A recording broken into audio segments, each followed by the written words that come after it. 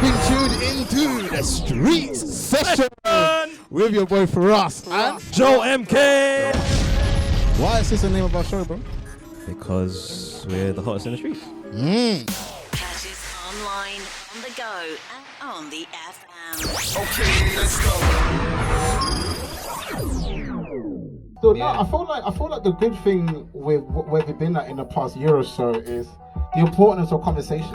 Yeah. I feel like conversation was really missing Yeah. in the industry because for a while it became too. I mean, that Chris Brown Loyal was not a conversation. Well, that's what I'm saying. That's where the music was at. It was all about the money, the girls, the fast cars. And it still is, by the way, about hip hop. Well, yeah, I mean, yeah, CJ whooped it. We don't. There's no substance in that one. But what, Joe? How you feeling about R&B? Yeah, I'd like to see a return back to the love making and the baby making. Still, can't lie. Yeah, it'd be nice to get a few, Yeah, man. a few more of them. You know? Yeah. Hopefully, the chase is one of them that people can. I definitely think so. Yeah. You can make love to the chase. Make your babies to the chase. Please. Can you imagine me linking him up and be like, hey, I beat your tune, you know? I'll be like, wow, thank you. I'm so glad. Hey, you gotta have to take that as a compliment, though. I feel like just be such a random thing to say out loud as well. Like, hey, But you know what, guys? I would appreciate it. So I'm waiting for those DMs. Please, let me know. Let me know. It's an R&B choice. It's gonna be in the playlist anyway, so you never Come know, on. ladies. Listen, I might have to tell you, hey, I know this guy. In the middle of it. You know what's even better of a compliment as well is if someone younger came up to you and said, "Oh, I was born because of your song." Yes. Now we're talking. yes. Oh, are you telling That would make me your cry. kids what tunes you was playing? Is that what you said? What, your parents never told you? I think some people I do. didn't ask. I don't need to Or know. was this something they just told you sometimes? So they told you?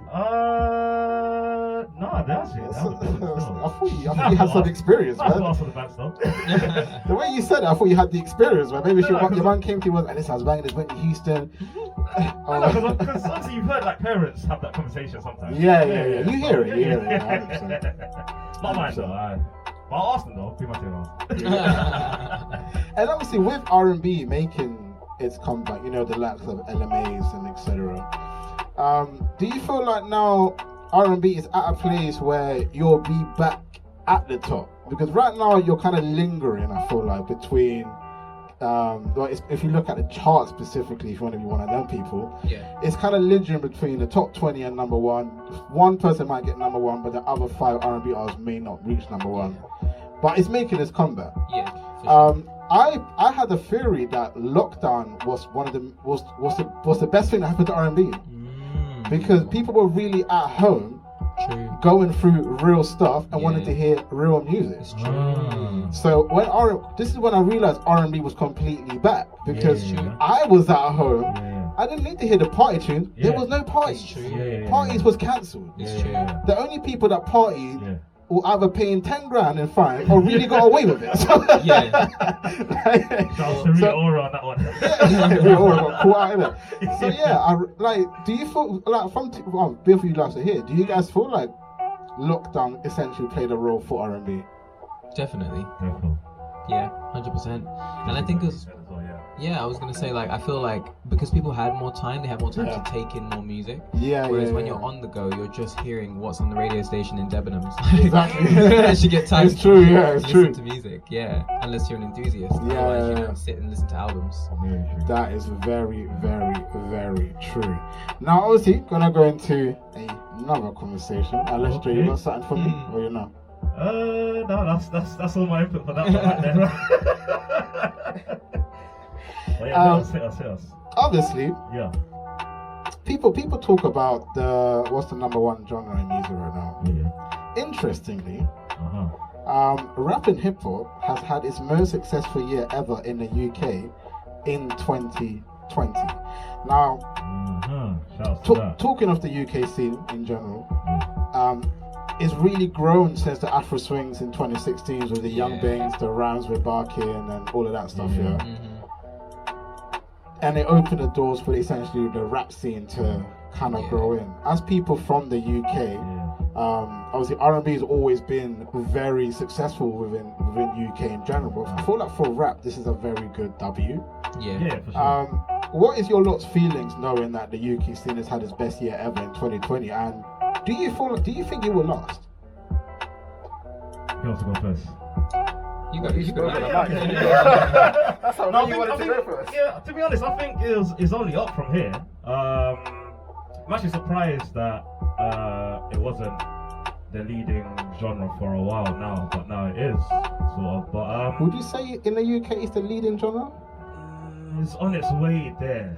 I'd say we're probably going through the stage where obviously the US, they had hip hop from we're talking like late 70s. Yeah. So they've already had that sort of conversation beforehand, like getting into the charts and whatever. Yeah. I think we're only just having that sort of conversation now. Yeah. I'd probably say I don't know how many years. Probably if we have this conversation again in like another 5 years, we'll probably be in the ballpark of talking about whether it's the top genre in the country. Yeah. Maybe even the continent, I don't know, but yeah. I actually don't think hip hop could ever surpass pop in this country. Really? I just feel like there's so many, like the best year was 2020. Yeah. There wasn't even 5 albums that reached number 1. Yeah. So when I look, the only person that seems to do very well is Stormzy. Yeah. KSI, but are we giving YouTubers this kind of? I like KSI, don't get it twisted, but I'm saying like when you think about it, Stormzy, okay, cool. KSI, nobody's gonna even give him the credit because they're YouTuber, right? Yeah. So essentially, people are just gonna scrap him out of that anyway. Skepta does pretty well. And then you've got like the likes of Digga D, the Notes, and Koja Funds. I don't know. Koja Funds been a bit quiet recently, but essentially there's a list of people. Yeah. Household names. Loads of them. But in terms of like being number 1 in the country, you're essentially starting to talk about sales and numbers. Yeah. And sales and numbers, Ed Sheeran can sell 1 million first week, and the best rapper in the UK or sales-wise in Stormzy isn't even close. But the thing is, I mean, the only reason why I think now it could change though is because of streaming platforms. Because that's the only reason why I feel like that's why we're seeing a surge now. Because obviously, one, it's more easily accessible. You actually are hearing it. But also because I would say that people that typically listen to rap wouldn't be buying their music. Which is sad. It's the sad truth, though. It is literally that is literally what it is. So do you feel? Cause, you know, it's funny when people talk about supporting black businesses. That's a big conversation. Why do you feel like that's never really been the same in music? Because I feel like I still say this to this day. There's more love for the American artists than there is for the UK artists from our own fans. To me, that's a British thing. Period. Yeah. I don't think Sam Smith and Adele had as much love here until they blew up big in America. 100%. Then here was like, ooh. So I feel like that tends to be the case. They hear the culture. I don't know. It doesn't feel as support. Like if you have you guys been to America?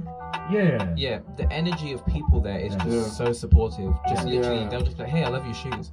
Culturally, they're just so supportive. Whereas here, we're very exclusive. We're very, you need to prove yourself to me. You need to be good enough to get into my circle. And so when they see you've got status, I'm gonna suddenly know you again. That's kind of the culture here. That's literally what it is. Yeah, we're very like to ourselves. Yeah. Keep ourselves to ourselves, opinions to ourselves, very close. And if you get into their face, they'll let you know to get out of my face. And that's not even a COVID thing. For real.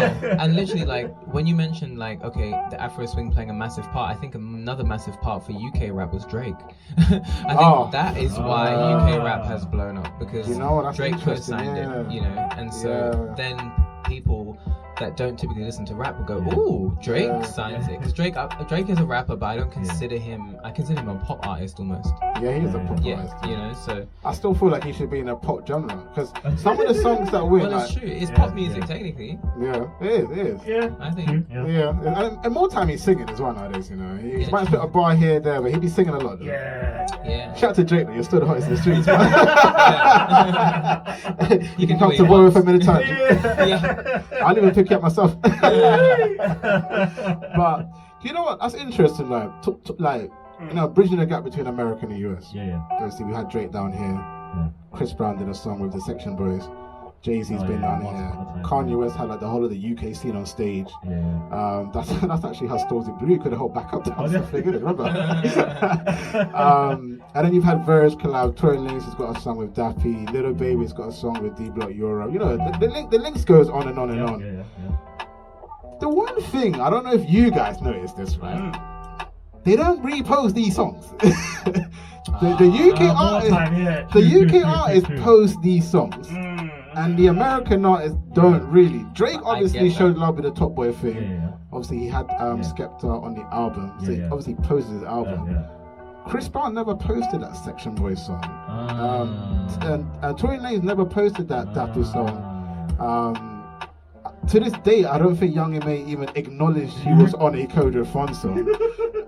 I mean, like, it's kind of crazy to me that people talk about the gap being bridged, but I still feel like we as artists here are fanboying by like, yo, I got a song with Chris Brown. And then remember when the one thing that I'll never forget was when Meek Mills was on. I was about to mention that, It was on Chip's song.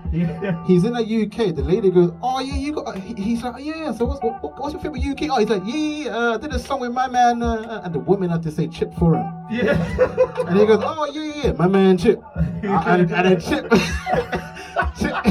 When Chip was doing his interview, he was like, yeah, got to meet me. What do you call it? Babe, I'm using it. I'm just there like, bro, he didn't remember your name, bro. You know what I mean? Like, it's so sad. It's sad. Like, do you feel like we are I feel like we're getting some kind of respect. Yeah, we're getting there ever so slowly, but But you gotta think of it this way as well. Like, I mean, first of all, Drake is someone that just generally seems supportive anyway. He just seems like that kind of person. A nice guy, I can't lie. Yeah, and also perhaps with Drake, he's working with people he wants to work with. Whereas a lot of these collaborations are probably just label bought. You know what I mean? I was about to ask that. Do you think those ones that are not acknowledged are just payouts from labels? Of course.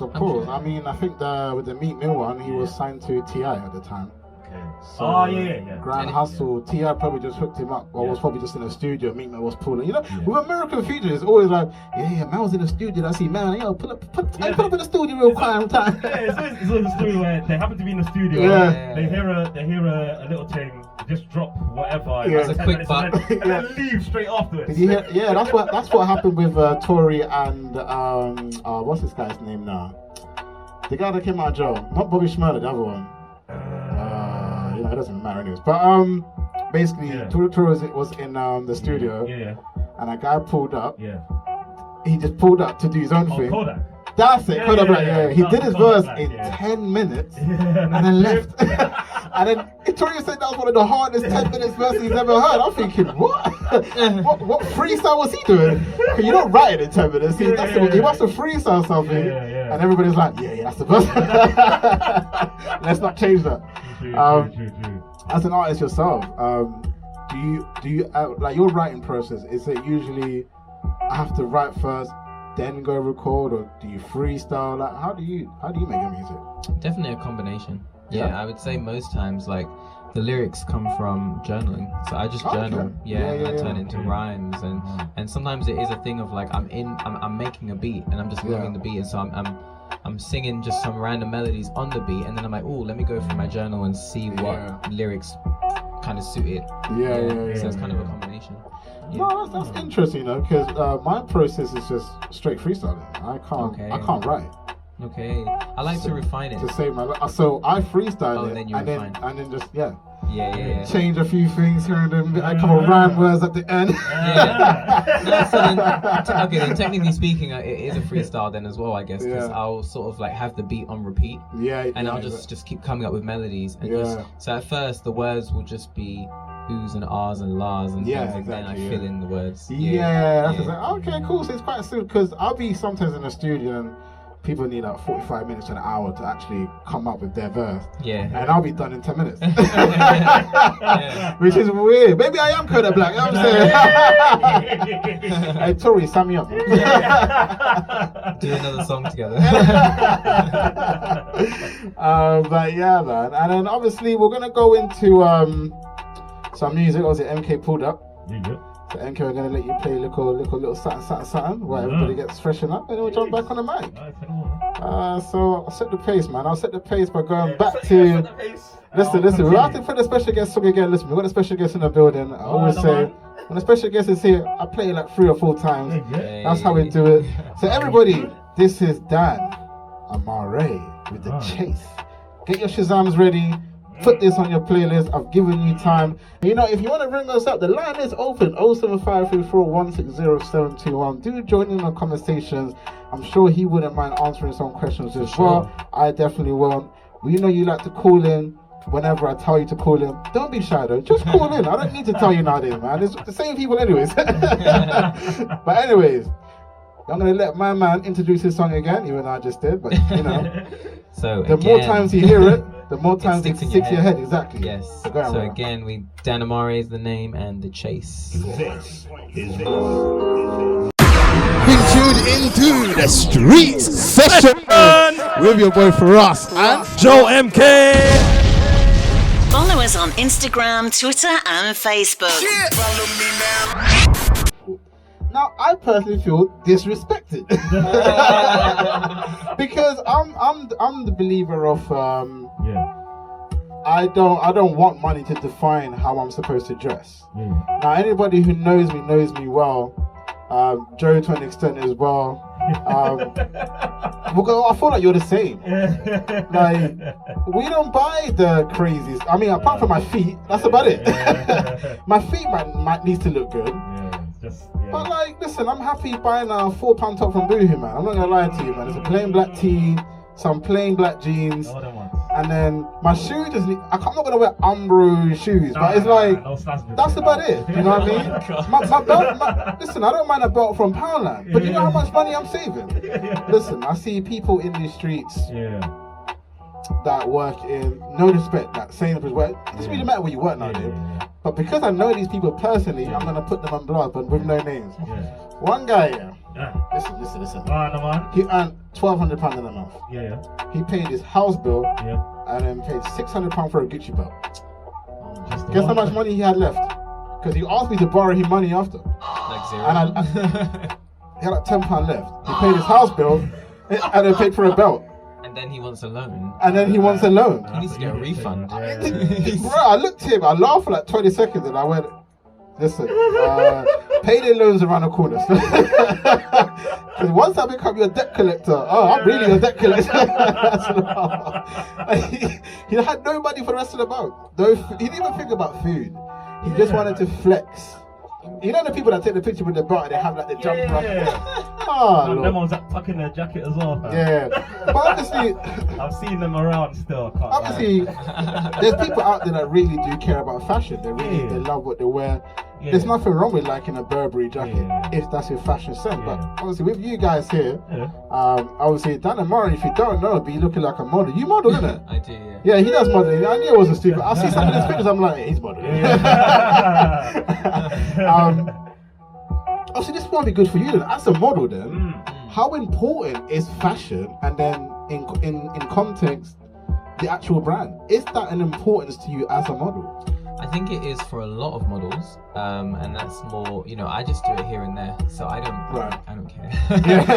For me, I'm not the kind of person who I used to be a little bit more into fashion than I am now. I'm very fashionable, but I'm not going to do it. I'm not going to break the bank. You have a good style. I remember when we met in London Bridge. You was quite dressed up as well. I remember we left and I was like, right, these were the best swaggy. No, I'm just like, because you look like a model. Because obviously you're quite slim and quite tall, and that's stereotypically a model. Yeah. So you have that model look, and you got that jawline. I'm chasing that in the gym right now. Still, so all the ladies, give me 3 months. But yeah, as a person yourself, how important is it what you're wearing? Is the brand important? Is just the fit important? Like, Yeah, it's definitely more about. I just feel like it's important about how it makes you feel. Yeah, So for me, I like to wear lots of African print. I like to wear lots of things Yeah, represent I see that. me. I can imagine you in like a dashiki in that. Yeah, I've got dashiki.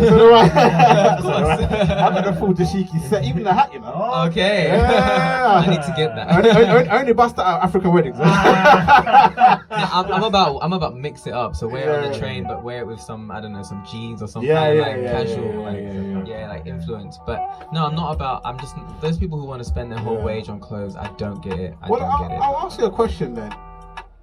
The more money you have, do you think you'll spend more on the products that you like to wear, or do you think you're still? I don't know where you shop now, but would you still go to the top mans, the boohoo mans, or would you then go, okay, cool, I've got like £20,000 in my account, it's coming like every 2-3 weeks, I might as well jump on like the Gucci's. Like, are you gonna change like that, or would you probably like dip into both?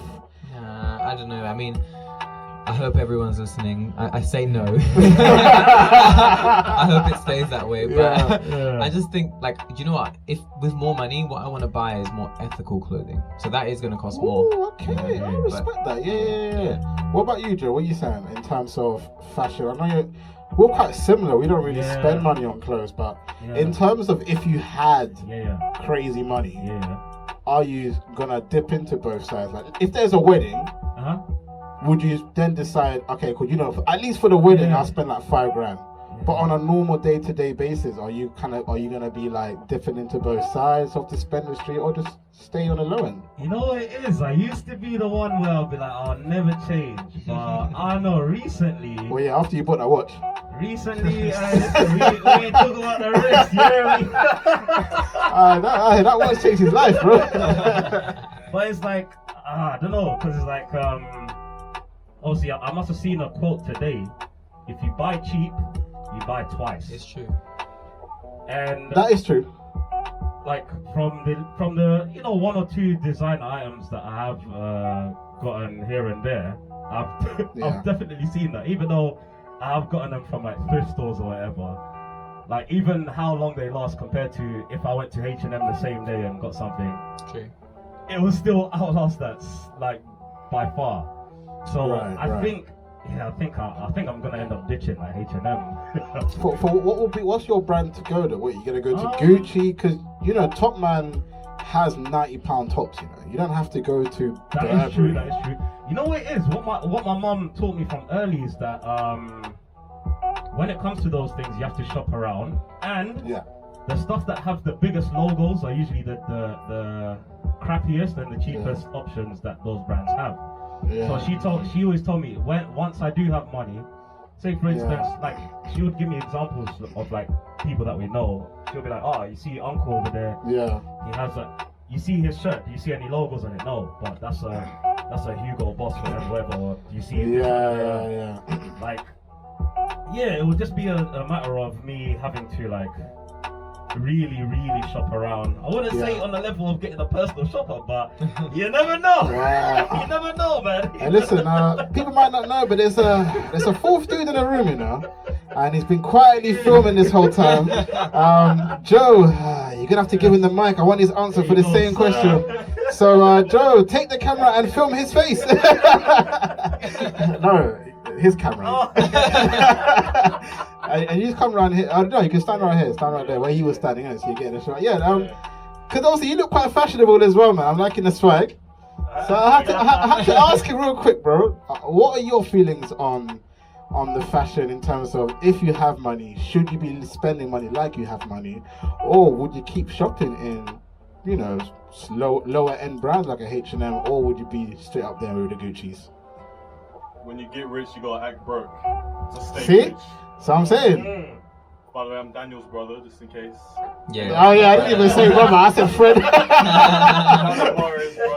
That's my brother Lawrence. No, I mean labels aren't important to me either. I mean, I actually make some of my own clothes as well. Oh, okay, just put the mic close to your mouth. I make some of my own clothes as well. So for me, it's just more about the personal touch. Yeah. As long as it represents you.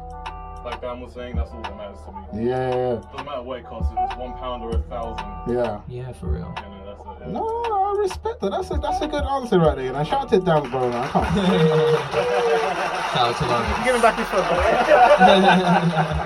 Nah, thank you for that, bro. Thank you for and that, bro. another thing is, it's not so much the brand, but the materials that these brands use as well. You have to look at. Yes. So like, obviously, when we're looking at like cheaper stuff, we got like a lot of polyester and like very cheap cotton, whatever. Yeah. Ah, okay, yeah. But then the thing that you have to realize when you're looking at these brands is that sometimes they be using the same materials. 100. That's why they put the stuff on the website for you to check, or the label or whatever. But we got to do is look at Supreme. I don't know if you don't know, Supreme uses a cheap top brand. Yeah, that's it. Hanes, yeah. Where you can buy them for $1.99. Dollars. But the thing with And then they Supreme put the Supreme logo, and you're spending $250. The funny thing What is, the hell's going on? The funny thing with Supreme is, it's not the brand that sells it for expensive. If you go, it's like, say if you go to the shop on launch day for whatever item. Oh yeah, because people buy it and the pre-sale is crazy. Resale Resale is price crazy. that Yeah. is through the roof. Yeah. It's so exclusive. And they are. People line up, man. Like people line up, bro. And I can't even lie. Like the one crew that are very good is the Asian crew. Specifically the Koreans, the Chinese, the South Koreans, the Japanese. They have it all in like 2 minutes. I don't know how it works. Like I have a couple of Chinese Korean friends that all of them had the latest Supreme. And all my other friends, the black, the whites, they're like, oh, I couldn't get it on time. I'm like, how did you guys get it? And what happened to you lot? Because I don't care. But all my fashion friends, the Asian crew, in 10 seconds they got it. The African, the European crew, they're struggling. And you sure it's real? But this is the thing, because I don't care about fashion, I wouldn't know. But I know that they go and like queue outside and they sleep outside. That's what they're into. And a lot of them, because obviously a lot of the Koreans that I know, they come from money anyways. Yeah. So they fly to the States to grab it. They don't even grab it here. They're not queuing in Selfridges because in Selfridges there's like 10 of them. They're going to the States where in the whole of like, let's say they're in Hollywood or New York. There's like 20 stores with all the latest because they're quite good in the States when it comes to actually the product. Whereas here there's only a couple of exclusive shops. Because usually here they sell the old seasons here. I feel like it's always old seasons in the UK. Wow. Apart from a couple of stores that tend to be very exclusive, but it's not a lot of exclusive stops, and especially with trainers is one of the most craziest things that you won't realize in the UK. We're very behind. Very behind. When it comes to Nike and Adidas, we don't have it. Half of the stuff that's here, half of the stuff that's in the States is not actually here. That's why whenever I come with whatever kicks, they'll be like, oh, what? Where'd you get them from? I'm like, they're just there in any Foot Locker in the States. Like. Yeah, that's what I'm saying. Yeah, it's weird. It's weird. I don't know why we're so behind, but do you know what? Talking of fashion, we've got the artists in the building. We're doing something called the chase. If you're chasing fashion, make sure you spend correctly. If you're chasing the look, make sure it's for you and not somebody else's eyes, because that's the problem I feel like we are in today's society is people are chasing the likes on the gram, they're chasing this, they're chasing that. But just listen to Dan Amare, man. Just chase something else. Chase his music. That's right. So I man will bust Kenzo and Alexander McQueen for the Galdem one. Yeah. Honestly, before you go, we gotta get you to perform. Now, do you want to perform the chase or do you want an instrumental? What do you want to do, bro? I don't even know. You know, I wasn't expecting to sing. I know. But I know. I don't know. I guess I could just sing a bit of the chase, not the whole. Yeah. So we'll play the song because the lyrics are over it anyways. I'll just play the song a little bit lower than I normally would. Yeah. And then when you're ready to stop, just stop, and the song will carry on by itself. we'll give them a teaser of when you do decide to go busking. Yes. Then you get the real experience. Yeah, exactly. And obviously now that lockdown is easing up as well, when you do have like any shows, do let me know. I'll announce it here on radio, Instagram, all that kind of stuff. I appreciate it. So that I'll happily love to show up as well. Yeah, man. And I'm sure Joe wouldn't mind filming it as well because we do production together. So if you want any visuals for your music, we got you, brother. Yeah, man. Part of the family now, so don't worry, I ain't gonna ask you for a check. But it might cost you $1 billion, though. Just an invoice, not a check. Imagine if everyone's being like, listen, $2 billion, you'd be like, what for what? Well, traveling was like 10 mil. Even though it was at 150 on a bus or something. You got to quadruple that stuff sometimes, man. But listen, introduce the song, and then when you're ready, let's go. Yeah, so again, my name is Dan Amare, DanAmare. You can find me on Instagram everywhere, Dan Amare Official, and this is my debut single, The Chase. Being tuned into the Streets Session with your boy Firahs and Joe MK. Why is this the name of our show, bro? Because we're the hottest in the streets. Catch us online, on the go, and on the FM. Okay, let's go.